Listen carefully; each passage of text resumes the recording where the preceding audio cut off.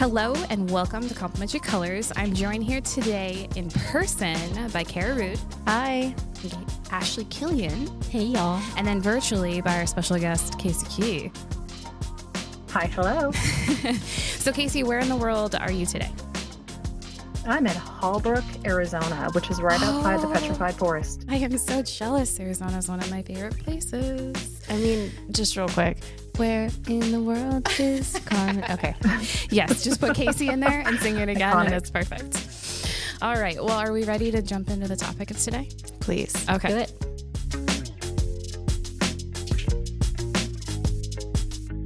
So, big question, overarching question that we're going to answer today. Okay? I'm putting a big charge on us. How can we meet better? Just meetings in general. I think that the goal in general for meetings is just to combat digital exhaustion. What do you think?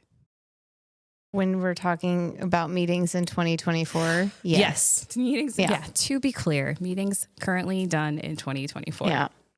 So I wanted to hit you guys first with a couple stats so that we can set the tone for everything else that we'll talk about today. So according to Microsoft.com, because I don't know about you, listener, but we use Microsoft from day to day on Teams, email, all of this. Microsoft Suite is our tool. So Microsoft.com has said since 2020, our average day has increased 13%. So that equates to about 45 minutes, just in general or all across the board. Is that a U.S. stat or is that like a global stat? That's a global stat. Okay. And that's a work day, you're saying. It's a work day. Mm-hmm. Okay. So our work days have gone from 8 hours to 8 hours and 45 minutes on average. I would agree. That is accurate from my own personal experience. Mhm. But in addition to that, sadly, our weekends have come in with an increase of an additional 14%. Adding to work? Yep. Yeah, totally. It's because So of now we're at Teams. 9 hours and 15 minutes. See, you're on. Ooh. So then let's add in the biggest increase, which is after work hours. Mm-hmm. Do you have a percentage of where that increased to? 30%. Oh, you're so close. It's I was gonna say 28%. 25. Oh, 28%. Set the difference. Yeah, so that's like an average of 10-hour day. Yeah. Because we're so much more hyper connected with all these digital tools. So I thought that was a really interesting stats to lay some groundwork. But in addition to that, I'm just going to throw some crazy ones at you. You ready for this? Microsoft Teams in particular, what do you think the usage increased by? Casey, you go first. Are we saying like percentage still? Yeah. Mm-hmm. Microsoft Teams in general. Since COVID, probably, I would say 35%. Nope. Try again. 300%. Kara's like getting close here. It's 252%. I know, Damn. right? Oh my God. Okay. So then the number of That's weekly terrifying. meetings hosted in Teams. Who wants to tell you that one?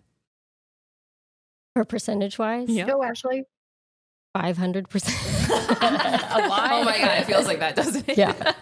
That actually one is only 153%. Okay. Only 153%. Actually, only 150.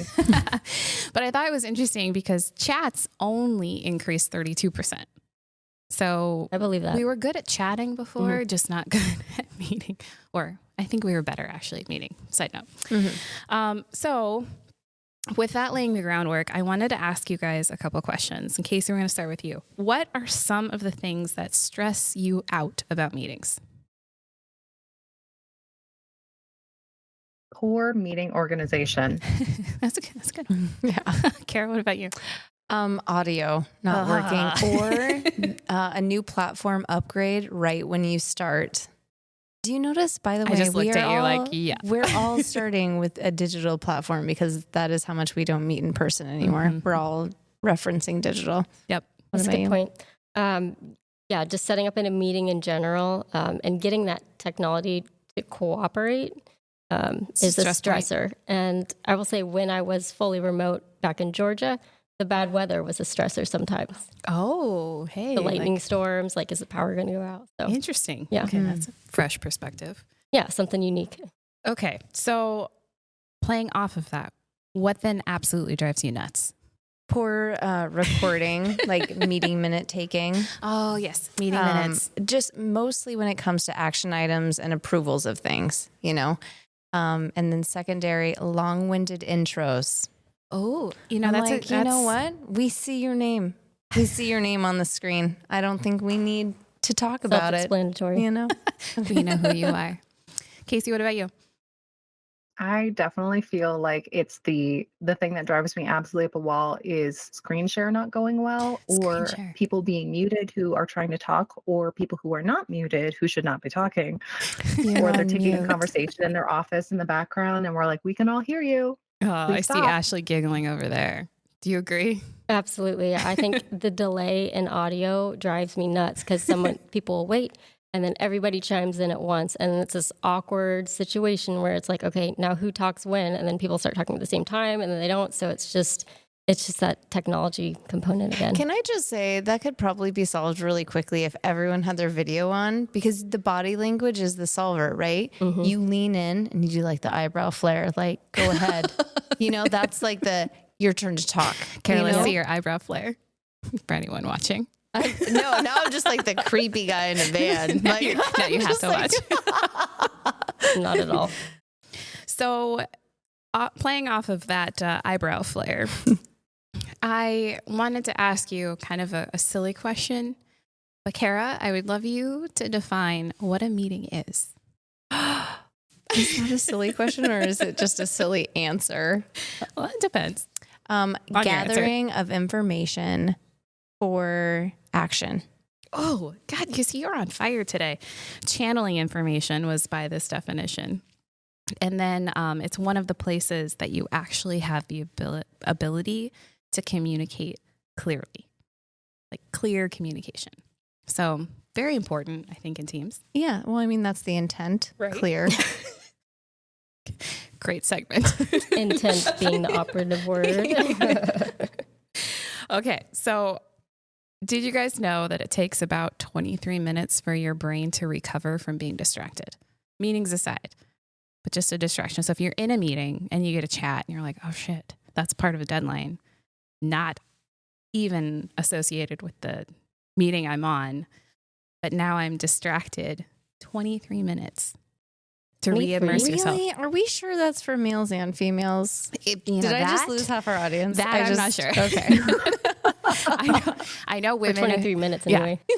Women in general are stereotyped for sure to be the better multitaskers, but in reality, I think it was just like a general study, men and women, that 23 minutes was the average. So there was people that it was more, and of course people that were less.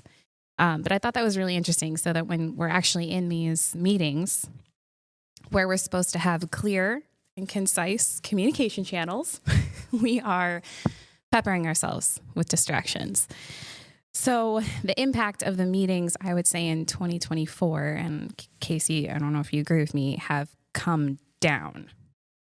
I think they've become less effective. Yeah, how so? Like, because we got really lazy in COVID, just like everything's a meeting.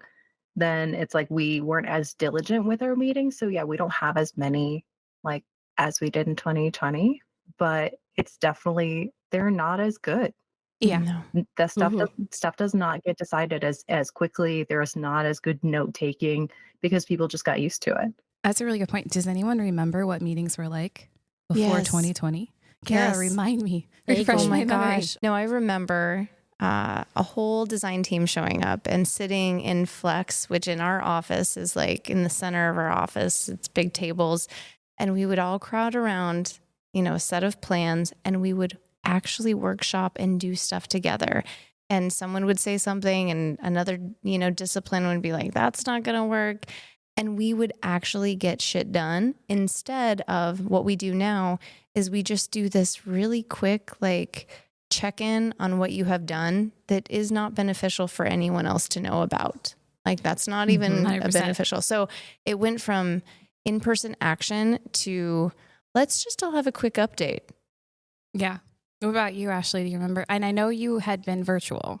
Yeah, I But started before you virtual went in to 2018. virtual- But yeah, before that, it was a lot more engaging because everybody's kind of focused on the same thing. And once we all went digital, distraction so easy. You don't know if people are paying attention or not, or multitasking on the side. Right. I mean, I think we've all been guilty of that at one point or another. I think but- I've heard every one of us, and me probably the biggest culprit.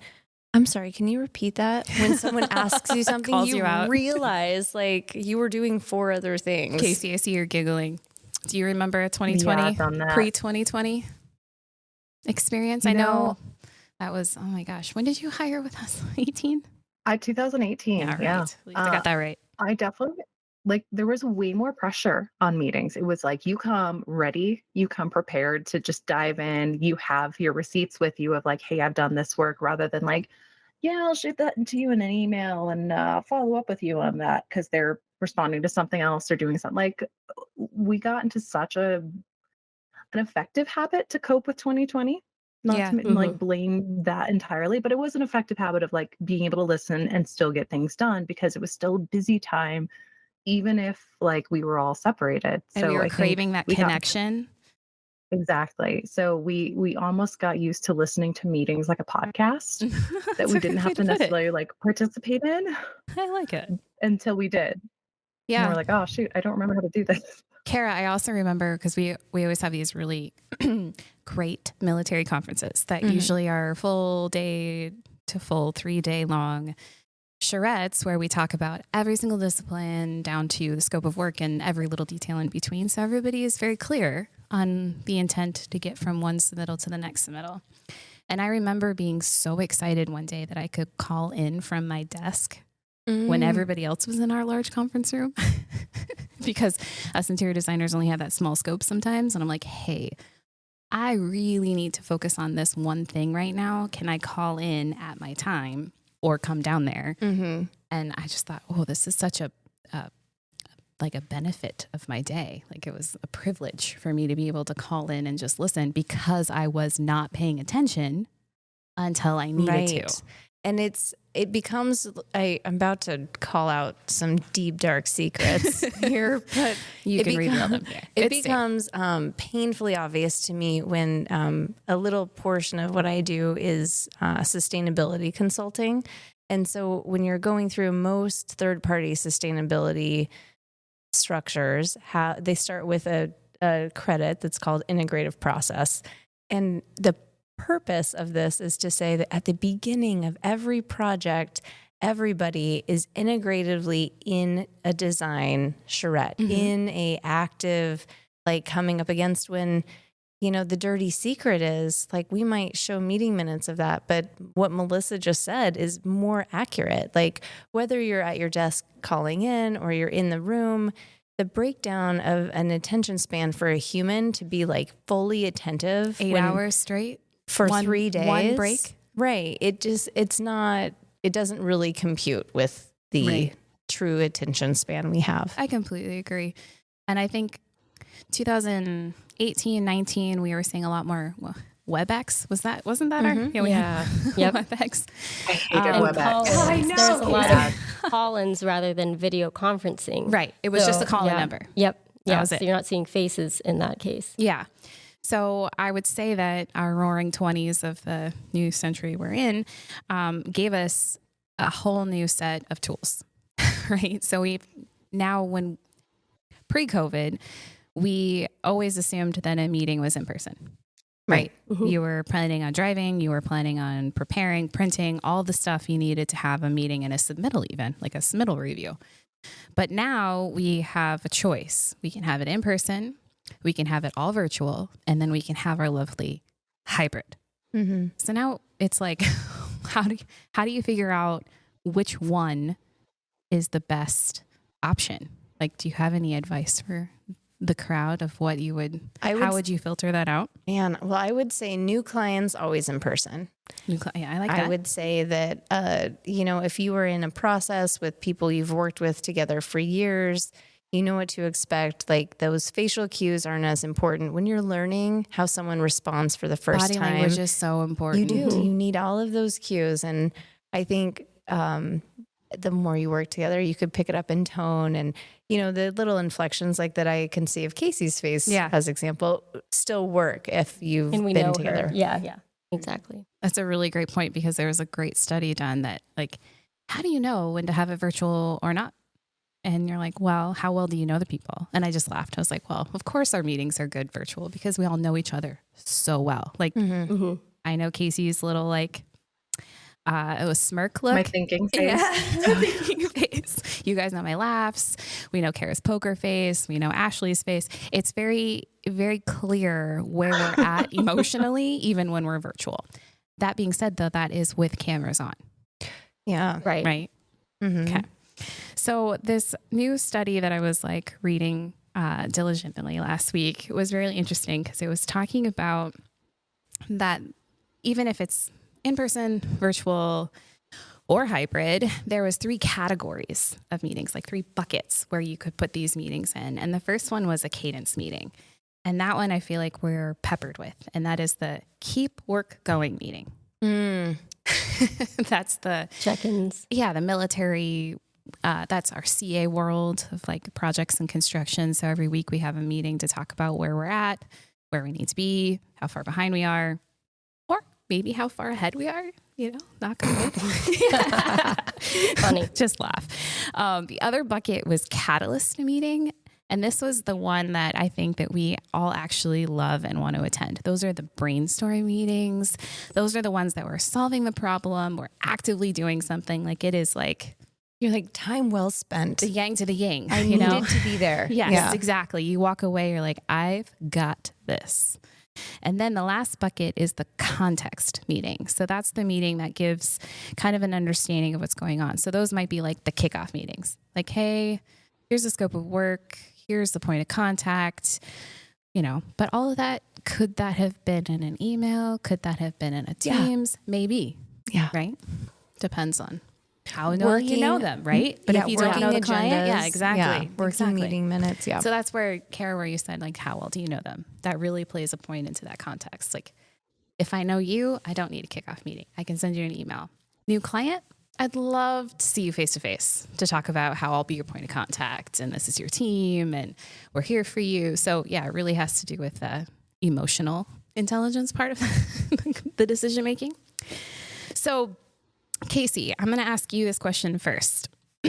So what would you wish to see more of in a meeting to be successful? I think, again, that goes back to my comment about poor organization and like a solid, like, hey, here's what we're going to be addressing in the meeting.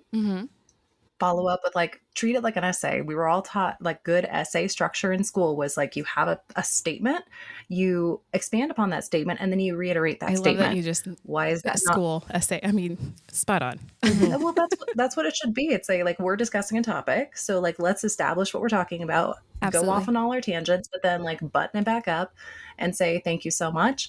Everything you said in this meeting will be recorded, whether that's you hit record on the meeting or you are taking notes, because we love when clients forget that they said things, or like, oh, I never that never said happens. That I don't know what you're talking about. No, Literally. No clients pun have intended. never done that. So, like, organization is key. It's a, how do we be effective communicators to make effective meetings? So are you the one that will send out the meeting agenda before the meeting? I like to address the meeting agenda, like, in the first thing. Like, when I'm very good, I would love to be able to, like, have the wherewithal to send out a meeting agenda ahead of time. But even just like saying, hey, here's like the 5 things we're hitting as we're starting the conversation can be enough. Here's our goal. Yeah. Okay, Ashley, what would you want to see to make a meeting work better for you? Well, I literally had those 2 points. Just a clear defined talking points, and having that lined out. And then clarity on, it's literally the things I was thinking, clarity on who is Great minds following think up. alike, Ashley. Yeah. I'm with you. So yeah, just that follow-up is important, because things get said and decisions get made, and it's like, well, did that, if that wasn't recorded or sent out after the fact, you have no record of it. So why do you say the follow-up so important? Just so you have that CYA. Cover your ass. Yeah. I know what I'm doing when I'm actually leaving the meeting. Yep. Like I have a charge, I have an action, and I know who I'm going to give it to. Exactly. Okay. And the people attending, likewise, they know what their things they need to do next and give you. So it just delineates, everything that you went over in the meeting. I love it. Yeah. Okay, Kara, what about you? The unspoken rule, I'm going to say it and you're going to be like, yeah, Maybe. where silence is agreeance. Yes. I hate that. I don't know what you're talking about. the worst. So what I'm saying is if we just could remove that silence is agreeance and that people would address in the meeting openly things that they do not understand or things that they do not have 100% clarity on, which when you're in a design process, everyone should have at least one thing. Because I am very sick of us only arriving to things when they are like big problems, instead of if it was just clarified that, there was like 3 different interpretations of what was said. Yeah. Instead of like, I kind of think I understand what that was. And so I'm just going to be quiet because there's 25 people on this meeting. Especially with our creative brains, right? Yeah, like be open enough to even reframe. Like at least, we're all here anyway, like reframe what you heard at least, because then it gives the opportunity for someone to be like, whoa, that is not what I understood. Yeah, that's a really good point. That's the thing is like, I think the effort is getting us all there. And so we might as well use that time to be like extremely open and, extremely like verbose about the content, unless instead, if it was just like, let's say 3 people out of 25 people talking, that means that only 3 people should have been on that meeting. And the other 25 could have read the agenda and meeting minutes. Yeah, absolutely. Sorry. 100%. I'm like soapbox. No, I totally agree. And I think that's a really good tool too, is that, and I know Casey, you do a really good job of almost reframing what they said in a question to validate what they said. Like you give me the surprise face, but you're really good at it. You do that. So what I'm hearing is, you say that a lot. Yes. Normally I'm doing that just being sure, like, was I actually listening? But it's helpful. Understanding. That is a goal. You're Sure. still getting clarity for yourself. Whether you're bringing clarity to additional people in the meeting, which is always a benefit, you know that you're leaving there with a clear direction. And that is so important. So I think that actually feeds really good energy into the next thing I was going to talk about. So there was someone on a podcast, and I'll put all of these show notes in for you guys to be able to expand on what we're talking about. But there was a lady that was talking about how you need 2 energies in a meeting to actually make it successful. And she was relating it to the yin and the yang. Like you need yin and yang to balance out and make a successful meeting. So the 2 opposing energies, one being the calm, cool, collected person that has everything under control and is totally not nervous, has everything agended out, bullet pointed, all organized, right? And then there's the yang, that is that production energy. And that is the go get 'em, let's be on point. I'm going to take you and be responsible for what you're going to do. And we're going to leave with action points. There's going to be meeting minutes and people are going to know who and when that they need to follow up. Does that sound like a good meeting? Absolutely. Or it's like, the calm captain and like the disturber. Yeah. Yeah. Seriously. Dun, dun, dun. But how many times, honest moment, how many times have you gotten on a meeting with giving yourself maybe 5 minutes of preparation time because everything's so virtual? Yes. Yeah. I think we all have. It's all the time. Oh God. Right, Casey? It's like ridiculous. I'm like, okay, I can do this. I have the drawings. I have an idea of what I need to say. I can get somewhere. Let's just wing it. Let's just wing it. How many times do you say that in your head? No, that's maybe if we had like 50% less of these, Ding, ding, ding, ding. 50% less would be so amazing, wouldn't it? So what I have found... Oh, sorry, what? Go for it, Casey. Sorry, Melissa, didn't mean to talk over you, but when I remember when you were trying to advocate for a no meeting day for our office, it was one of those like, we need this so desperately for our own sanity, but also there was such pushback because people were like, I don't know, I don't remember what that's like. Almost like there, you have those needy clients that expect you to talk to them 3 times a week via meeting. And I was right there with you. Like, we need this idea of being able to like set aside a whole day so that we can do our prep, that we can like, if we only have 5 minutes before a meeting on the next day, that's fine because we did 3 hours of prep on my no meeting day. Absolutely. And I think that that's Casey, a huge part of like being able to compartmentalize. That is like hitting the nail on the head too. Like you've said it 100 times correctly. It's how to combat that too many meeting syndrome. Like there's just too much going on, is actually ask them if you need to be there. Do I need to actually be in this meeting?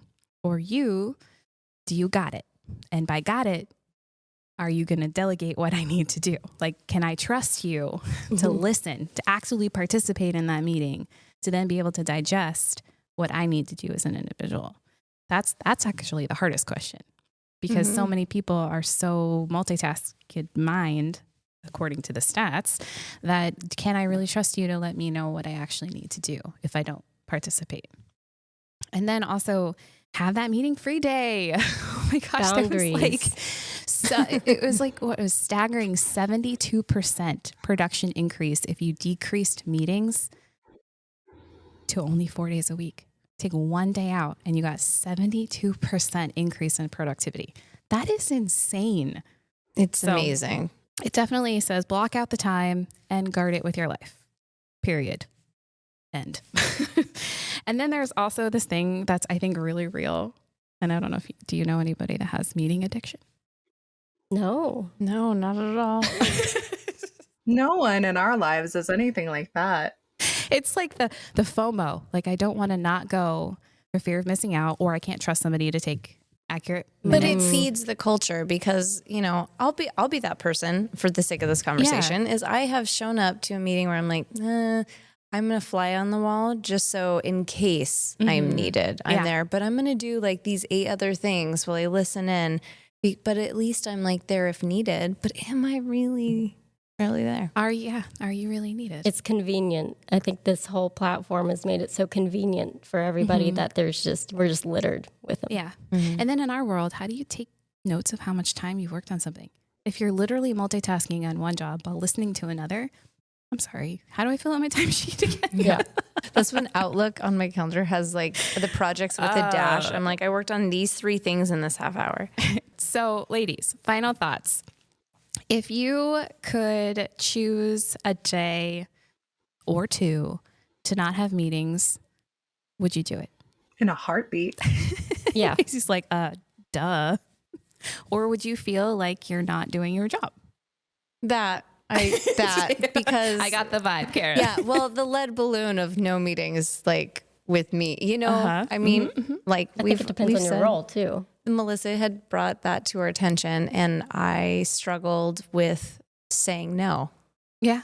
It's hard. It's hard to say no to clients when you're like looking and you're like, well, I could just work around it. And that's what happens. You agree to validating that you actually need to be there. Yeah, you're right. And usually so in a way, don't. you are filtering though. But I know a lot of times you'll have Mallory take meetings. Right. I'm talking like military, like we're just checking up on things. Right. Those kind of meetings where you're like, I've got someone that has my back. Right. I'm going to do something else. Right. Or I'm going to be on the meeting and I'm going to do something that I need to get done because it's due in an hour. And you're talking to me right now, right? Yeah, exactly. So the last stat that I'm going to give you guys is a really cool framework that I learned about. And it was the 40-20-40 rule. So if you have a meeting and you're preparing for this meeting, you should put 40% of your time in the preparation for that meeting, only 20% of your time in the meeting, and then 40% after the meeting. Mm-hmm. Makes sense. I read that and I was like, I'm missing the last 40. Right. The capture, the capture, the actions, the dissemination. Yeah. Mm-hmm. It's so important. I don't know how many times, Ashley, we talk about it. We're like, man, yes. I wish I documented that. If I would have just taken that 40% of time and followed up with meeting minutes or action items. And Casey, I know that there's so many clients that we work with too, like the school district. There's so many projects going on and they're all going on at the same time and they're very similar. And our brains, we're human, right? We can only handle so much. So how do you deal with the 40% after? Do you have any tips? Like the 40% after meetings to what like... do you do to follow up? Honestly, and this might be the homeschooler in me, I like to like do it right away. Like if there's an action, I didn't do homework when I was a kid because I would just do it after I learned the lesson. And so like for meetings, I'm like, if there's an immediate action item, if I put it off, it's gone. It's out of my brain. And I can put it off as long as I schedule it. So if I like put it on my calendar or like make a note for myself to follow up with an email to do this, that's fine. But if there's an immediate action after the meeting to help capture all of those like lost little thoughts, that's the only thing that helps me from just going into Never Never Land. Yeah, absolutely. Kara, do you have any tips for the audience? I think, and this could just be that I need to change the way I start to take notes. I usually take notes, like I write them because it becomes a sketch of an idea. Yeah, it becomes a quick note. And those rarely make it out of my sketchbook to be given to other people to all share together. So I think if my 40% was actually spent, because I'll use that and I'll like highlight through them later as my own actions, but I'm not sharing and then validating actions. So my 40% at the end doesn't exist. Yeah, neither does mine. So I'm on your team. Ashley, what about you?